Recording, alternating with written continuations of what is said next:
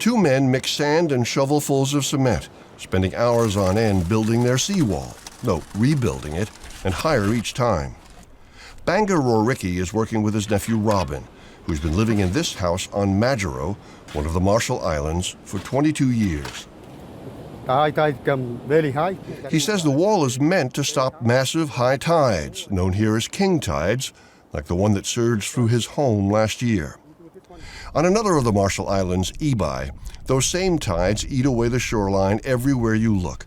Tombstones shoved free and even swept out to sea. What used to be a park surrounding Ebi's power plant, gone. 74-year-old Belma Marak has already seen king tides destroy several homes here. I said the corner of the house was right over there, right outside that piece of concrete there. These big slabs were part of the foundation of the house? Yeah. The Marshall Islands, a nation of slender atolls and 5 more substantial islands, sit in the South Pacific Ocean between Hawaii and Australia, no more than 6 or 7 feet above sea level. Climate scientists warn that if the current pace of global warming and sea level rise continues, then low-lying islands like the Marshalls could become incapable of sustaining their population within a generation or 2. Sea level is rising in certain parts of the Pacific faster than anywhere else in the world. Chip Fletcher studies climate science at the University of Hawaii. He says that well before the Marshall Islands might disappear, they could face a more immediate impact from climate change, freshwater shortages. What's the biggest threat now to the Marshall Islands? Depends on your time scale. I think the longer time scale, sea level rise is probably the biggest threat, simply because it has the potential to rise above the average elevation of the Marshall Islands. Shorter time scale, though, it's the fundamental need for fresh water. On Ebi, fresh water is Belma Marak's biggest worry. In his home, the spigots hooked up to the town water system are dry. No water. His son lugs buckets of water so the family can shower and flush their toilets. The family relies on rainwater catchment tanks for water, but those remain practically empty because of a relentless drought. We barely have any water, probably this much. Barely have enough. Getting fresh water has always been a preoccupation for the Marshall Islands. Most communities rely on rainwater collection, rooftop gutters connected to water tanks outside of virtually every home, and a few underground freshwater aquifers they can access through wells. The fresh water is essential for cleaning, personal hygiene, doing laundry, and of course for drinking. But as life in the islands became more westernized and the population grew to more than 50,000 people, those limited freshwater sources became more stressed than ever. And now, because of climate change, the traditional water sources are at increased risk. The droughts are getting so long that collecting enough rainwater is becoming harder and harder. The freshwater wells and underground aquifers are at risk of being fouled by saltwater from frequent flooding. Some wells already spoiled because of high tides driven by rising sea level. Those so-called king tides now sweep over the Marshalls more intensely and more frequently. It's an irony not lost on some climate change experts that while the Marshall Islands are among the sovereign nations that contribute the least to global warming, they're also among the nations that face threats that are the most profound and immediate. Hilda Heine, the president of the Republic of Marshall Islands, is keenly aware of the paradox of living here. It's the old cliche, water everywhere, and not a drop to drink. Been fighting this climate change for the last maybe 5 to 10 years. Yeah. Our islands are still livable. So we continue to have hopes. And so I think we're able to make sure that people are safe. And during droughts, we're able to provide water, food, and so on. So that's what we need to do. It's the new norm. But that doesn't mean giving up. President Heine says the government has made freshwater access a priority and points to improvements in the centralized water systems on the 2 most crowded islands, Majuro and Ebi. But those systems supply only a fraction of the population and for limited hours each week. On Majuro, home to 27,000 residents, severe weather events put enormous pressure on the main water source, 7 reservoirs that store rainwater collected from the airport's runway. Halston deBrum is operations manager for Majuro's government-run water company. He says the drought last year nearly depleted their supply. This reservoir was half. That one is empty. Reservoir number 1 and 2 were pretty empty as well. The only water that we did have was pretty much in the covered reservoirs, the treated water. deBrum says that a more So severe it weather was- event could it was really quite- leave them scrambling. So if the big one hits next month, you guys aren't ready for it, at least No. now. No.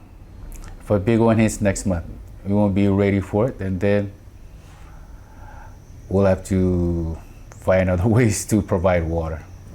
But deBrum says he is confident that coming improvements will one day provide all residents 24/7 water access, even during droughts. I think if we improve what we have here, the infrastructure work that we have now, improve the pipeline, improve our catchment area on the runway, and then build more reservoirs, bigger reservoirs, so that we could store it more. On Ebi, the main freshwater source is a 14-year-old desalination plant that's undergoing a nearly $5 million upgrade. But right now, it's less than a panacea for the more than 10,000 people living in this densely populated setting.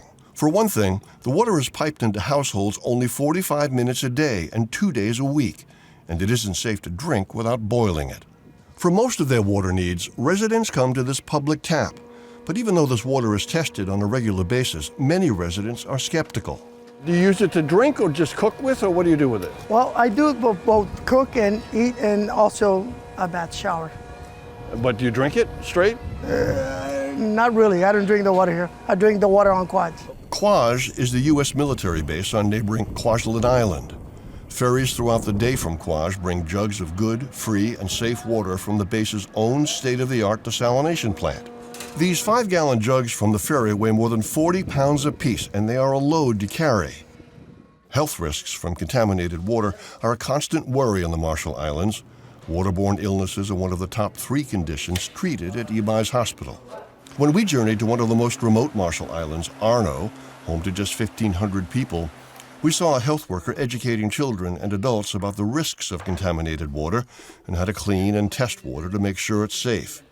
Still, after the lecture, we met Tarjadik Arwan, who was drawing fresh water from one of the few wells still producing. She says children in the village have contracted pink eye, diarrhea, and typhoid fever from the wells. A few miles away, a man named Conio Joe relies on this tank to provide water for his family's home, which he built after a king tide last year swept away his old house a few yards closer to the shore. Climate scientist Chip Fletcher says there are ways to at least delay the impact of sea level rise and saltwater intrusion. What's the rule of thumb? If you wage war with water, you will lose. Yield and elevate. Yield to the water and elevate. By that, Fletcher means accepting the consequences of seawater rise and moving homes inland and to higher ground. That's why Fletcher and his team are creating 3-dimensional models of the Marshalls, like this one of Hawaii's Oahu Island, to show where flooding is most likely to occur as sea level rises and what could be done to defend against it, like building more robust seawalls around the perimeter of the islands. Fletcher says that's an approach that should be considered by the Marshall Islands, or by other low-lying Pacific Ocean countries like Tuvalu, the Cook Islands, and the Carteret Islands of Papua New Guinea, all of which are seeing an exodus driven partly by climate change. There are communities that are sort of poised on the edge of the cliff, I believe. All it takes is, one event, a king tide event, and that might be the killer event to push you over the edge. How close are you, do you think, to the kind of destructive weather event which will signal a profound change in the way you should or the world should look at climate change? Well, we're practical, and I think we're looking at mitigation efforts, adaptation, how we can make the country resilient, people resilient to effects of climate change, and we continue to do that. We cannot think about evaluating our countries, our island, because people are connected to their land. If we're not on these islands, then we're another people, we're another country. The president does fret about the seawall she showed us that stands between her own home and the water that rises higher each year, a barrier that she says erodes with every king tide. In the meantime, the president's across-the-street neighbor on Majuro, Banga Roriki, keeps building and rebuilding his seawall, hoping his home can survive.